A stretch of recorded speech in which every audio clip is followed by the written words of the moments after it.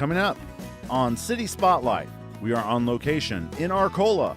We'll get caught up with the latest going on with Arcola Schools with Superintendent of Arcola Schools, Dr. Tom Mulligan. Updates to the one-to-one digital learning platform, plus new courses being offered and future physical changes to the Arcola School District. Then we'll talk with Pat Monahan of Monahan Partners about the longevity of the Monahan family in Arcola and how Arcola has become a public art destination in central Illinois. We are on location and we're talking all things Arcola here on City Spotlight.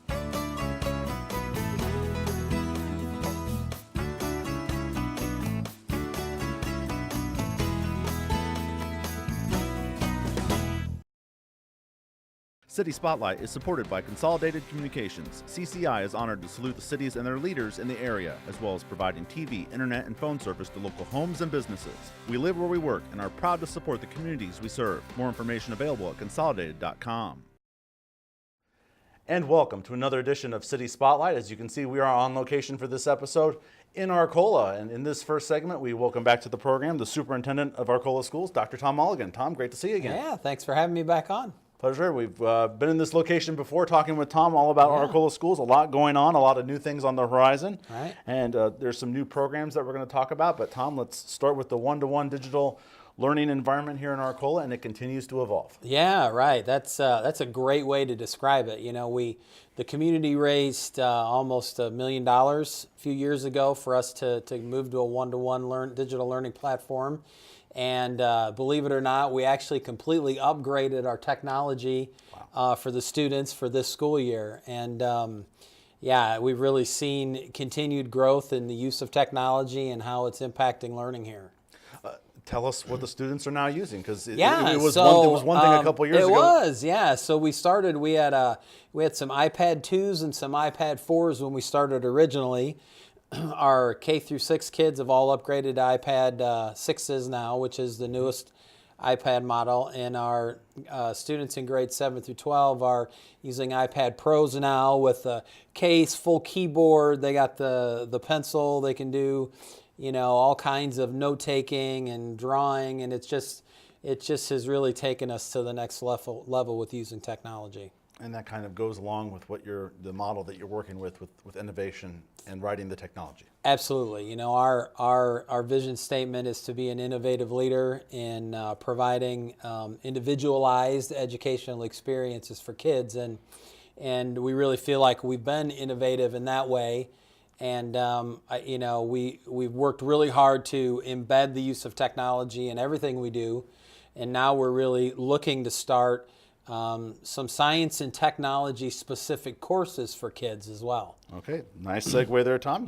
We've done this before, so let's talk about Project Lead the Way. Right, so Project Lead the Way is a program that started probably 15, 20 years ago, and it's all based on, it's called the STEM curriculum, and the focus is on science and technology, but it's also on having students use science and technology in real life, solving real world applications. It's very, very different than a traditional classroom. And next year we're actually going to be offering a junior high class called Design and Modeling, where all of the students will be rotated through and they'll actually learn the design process for engineering and conducting engineering research. And then we're going to offer a freshman level course. It's called Introduction to Engineering, where they'll learn a lot of the principles of basic engineering. And then we'll add a Principles of Engineering, which is kind of the secondary class the following year for juniors and seniors. Yeah, exactly. And so if they move along well with the intro to engineering class, they advance to the principles. So. Right, the principles. And really those, you know, eventually there's other courses we could offer, and depending on how it goes, we may do that. But just having the basic junior high class and then the 2 high school classes will really prepare them for a field in engineering. You know, if they want to transfer into the U of I engineering program or somewhere else, it's really a really good step in that direction. And these courses are kind of paralleling some upcoming facility changes. Yeah, so we have really been kind of planning and looking ahead to do this.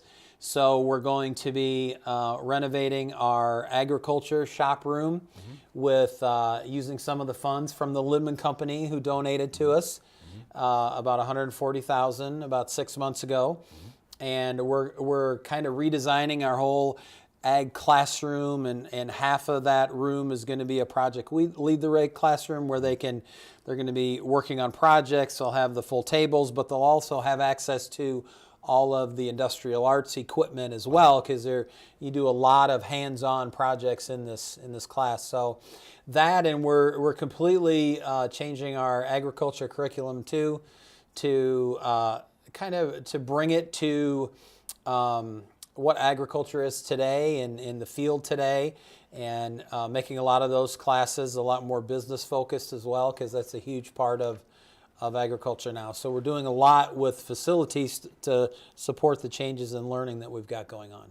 And you also have changes coming to your high school media center. Yeah, so we already have a beautiful media center. You know, it's only, I think, about 17, 18 years old, so it's still in pretty good condition. But we, in doing a lot of our research on facility and learning, we feel like we really need to kind of redo that space to really make it kind of a flexible learning environment where kids that can work on group projects, they've got enhanced technology to be able to help them do those kinds of things.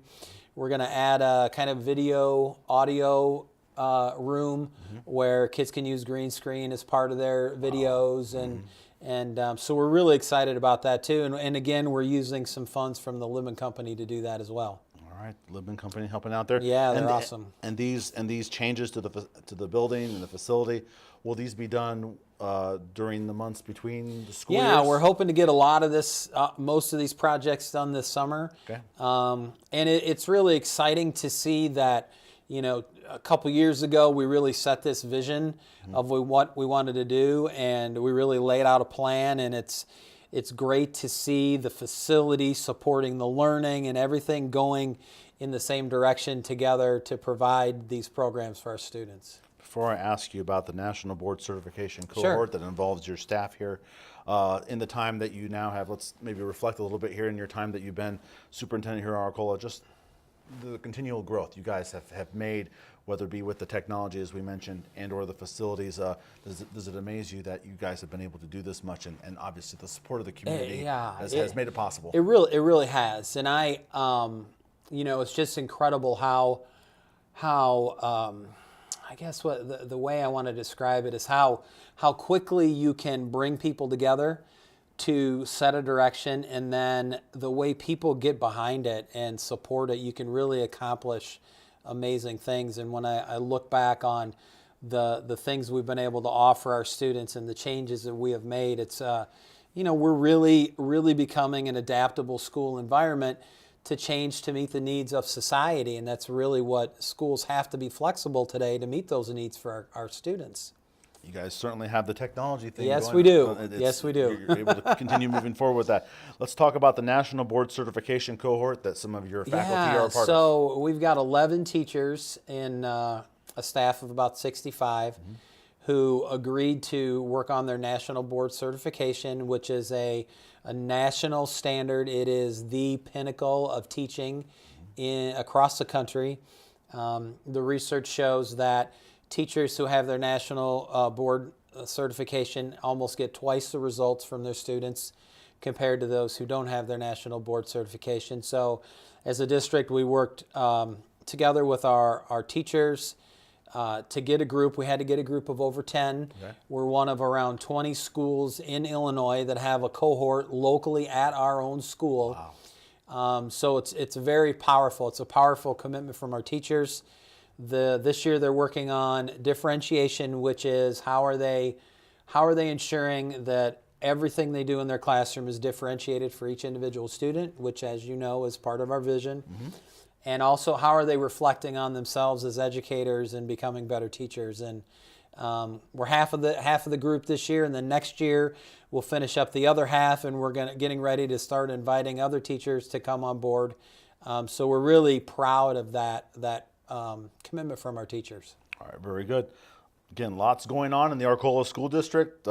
Staff being accredited with this wonderful certification cohort, and obviously facilities and technology changes. We look forward to seeing more of that evolve here in the time, great. Tom. Let's ask you about another thing. As we know, in many communities, such as the size of Arcola, you guys wear many hats. Now, you're not just the superintendent here at Arcola Schools. You're also on this new committee, the Arcola Community Economic and Development. We talked about that Right. on our last episode with new Chamber Director Angie Miller and Mayor Ferguson and Bill Wagner.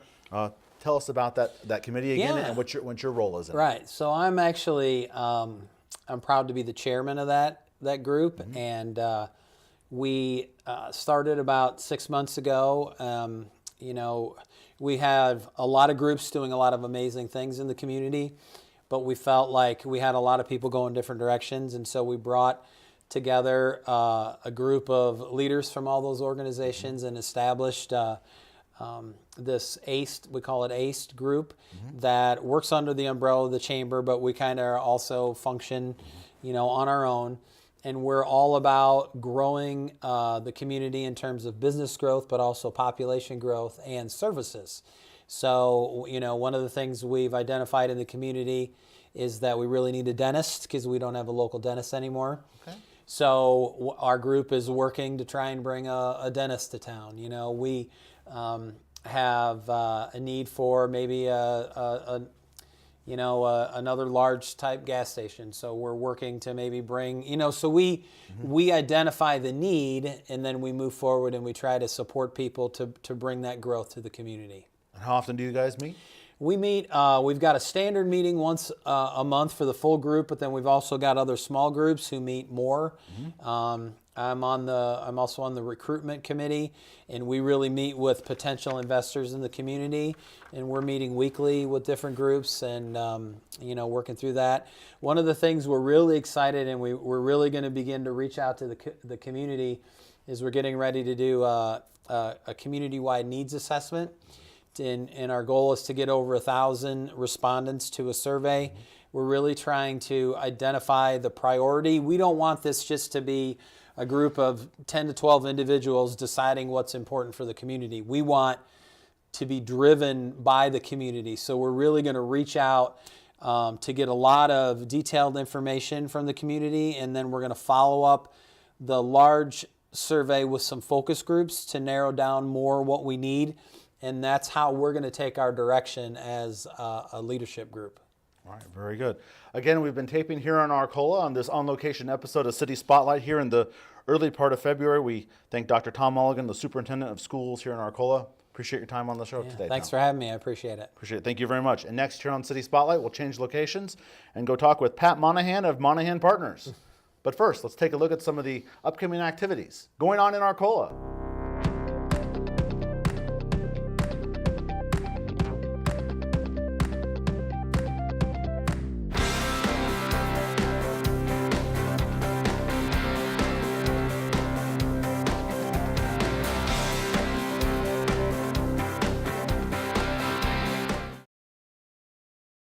And we're back here on City Spotlight, this on-location episode on Arcola. As you can see, we've changed locations, and now we're going to talk with Arcola native Pat Monahan of Monahan Partners. Pat, welcome to the program. Oh, thank you, Raheem. It's a real honor to be here and to talk about our great community. Very good. I look forward to hearing all your comments about your hometown and your first-time guest here on the program here on City Spotlight. Can you tell our audience a little bit about yourself, please? Well, I'm a lifelong resident of Arcola, and I have 3 brothers that also live here, and 9 children who, some have gone bad on me and scattered to different parts of the country, but it's still home to them, so they still come and they work at a family business which started in 1922 and still prospering today. We're early into the 5th generation, actually, of Monahans in broomcorn. And we've kind of moved away from broomcorn because hardly any broomcorn grown in the United States anymore. But we're still into cleaning tools. Your family and yourself, longtime residents of Arcola, and things you've been able to do. Tell us, our audience, a little bit about the history of your family here in Arcola. Okay, well, my actually great-grandfather came here in the late 1800s. He was a broomcorn broker, and broomcorn was the big crop Arcola at one time was, and for probably 80 years, the broomcorn capital of the world. And his son, Thomas Monahan, actually my great-grandfather was Pat Monahan, so. Okay, here you go. Then Thomas Monahan started the Thomas Monahan Company, which Monahan Partners is an offshoot of, in 1922. Then my father ran the company, and then my brother Tim, who was also really Thomas, came back to run the company, and my brother Jim joined, and then I joined. So, and then we've got 4 or 5 of the next generation. My son Kevin works with me in Monahan Partners, and Tim has 3 of his sons working with him in Monahan Filaments. So, Okay. Pat, tell us about Monahan Partners. What is it, and how is it a part of Arcola? well, we're in the cleaning tool business. We do a lot of assembly work.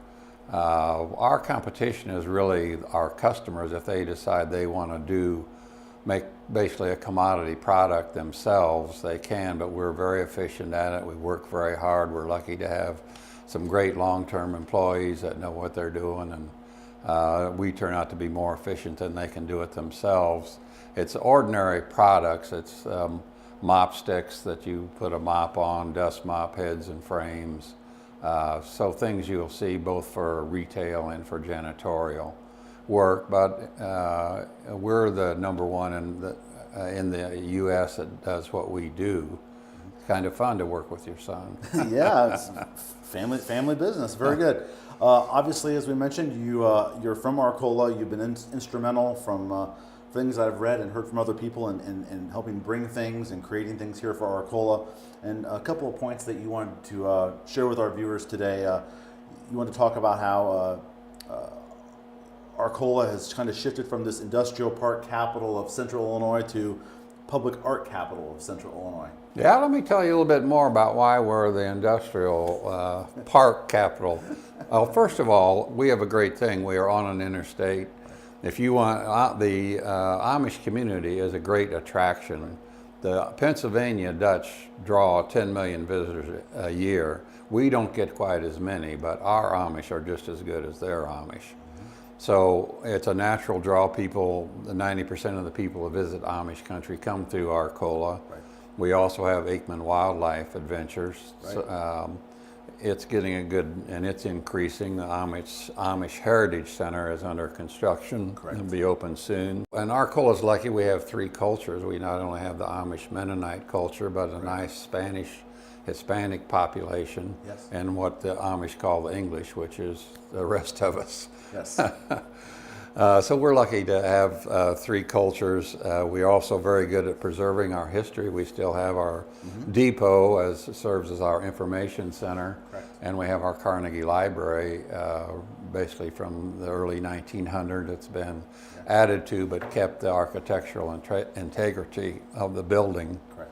One of the things that has helped us continue to grow is our industrial park. Right. And we're a town of 3,000 people. Well, we bought in the early 1990s 65 acres of farmland, converted it to industrial park, attracted Herff Jones, probably the biggest employer out there, 250 people, and $5 or $6 million in a building. I was kind of involved in helping Herff Jones come. They were also competing against Oklahoma City. Right. And I wrote the guy that was making the decision after he visited Oklahoma City. I said, "Well, I'm so glad you got back safely from those tornadoes they have down there." So I don't know if that helped any or not, but they did end up picking Arcola. And we have 11 businesses out there with over 400 employees, and that's not counting the Libman Company, which has prospered in Arcola. They moved here from Tuscola. Yes. Have over 750 employees, so we have a real solid base, and a lot of it was made possible through the TIF district, which for Arcolians, the growth in the community, and especially in the TIF district, has brought $18 million over the life of the TIF to Arcola community just to be spent inside the TIF district. So it's helped our school, it's helped our downtown, it's helped us grow in other areas. So it's been a wonderful thing. Tourism in Arcola. It's obviously, as we know, Arcola, big draw Labor Day time of year. You have obviously the Broomcorn Festival, but it's much more than that now. As you mentioned, you have several things that people can check out. Obviously, the history of Raggedy Inn in town, the beautiful new statue, obviously here on Oak Street. You have the new local museum. The depot is still there, and the chamber director is out there.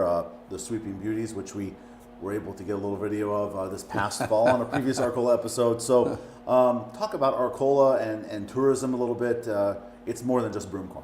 Yeah, well, I'm happy to, because we are claiming to be the public art capital of Central Illinois now, because no one else really. We have the Wall Dogs, 16 murals scattered mostly downtown, but moved out some.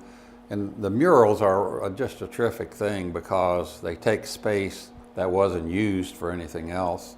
Each mural is a work of art, and then it tells the story of our community. Right.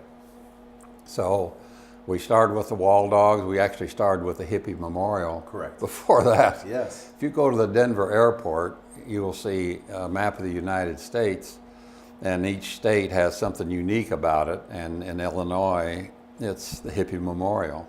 Wow. So, So if I ever we're famous in Denver. I'll make sure to look for that. And to that, we added the Raggedy Ann and Andy statues. They're bronze, painted bronze. I didn't realize they could paint bronze, but it's And the colored. the size of those, of them. When I came by, it's like it really was as big as it was described. It's what a beautiful and large-sized edition. Yeah, sitting right on that park bench, waiting for you to sit next to them. And then we have our latest, the Sweeping Beauties. You know, like 15 years ago, Chicago had fiberglass cows painted, scattered downtown, and we thought, well, let's research that and see if we can't do something similar with brooms. So we did, and we got fiberglass brooms made, and we got 12 terrific Sweeping Beauties downtown. My favorite is Lincoln Swept Here, but there's several other, well, they're all pretty clever. Yes. So, and our brochure just came out, so it's worth a trip on your way coming or going, or just make a special trip to Arcola to see all our public art. And I want to ask you about the phrase that, if you're in Central Illinois, or if you've been in passing people that come to Arcola for Broomcorn, you coined the phrase "Amazing Arcola." Can you tell us a little story about how that came about? Well, I was happened to be president of the Chamber of Commerce at the time, and I saw someone's license plate that said "Amazing," and I thought, that's pretty good. I'll just try "Amazing Arcola," and that was in the early '90s. So it's stuck for a long time, and It has. I don't see any reason for it to disappear. Why is Arcola amazing? Well, let me give you another example of that.